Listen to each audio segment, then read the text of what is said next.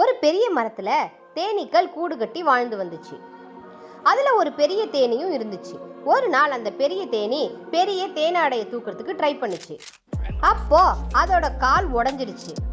உடனே அங்க வந்த தேனீக்களோட டாக்டர் கொஞ்ச நாளைக்கு அந்த தேனி ரெஸ்ட் எடுக்கணும்னு சொல்லி கட்டு போட்டு விட்டாங்க.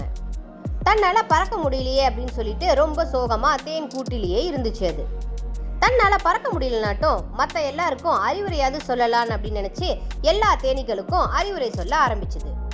அதோட அறிவுரையை கேட்க நிறைய தேனீக்கள் சாயங்காலம் ஆனதும் கூட்டுக்கு வருவாங்க. தேனீக்கள் எவ்வளோ டயர்டா இருந்தாலும் இந்த தேனி சொல்ற அறிவுரையை கேட்டதும் சந்தோஷமா ஆயிடுவாங்க. இதெல்லாம் பார்த்த அந்த ராணி தேனிக்கோ ரொம்ப சந்தோஷமா இருந்துச்சு.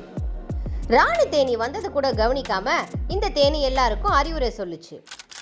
தேன்கூடு ஃபுல்லா அலங்கரிக்க அந்த தேனி நடுவில் நின்று எல்லாருக்கும் பெரிய அறிவுரையை சொல்லுச்சு.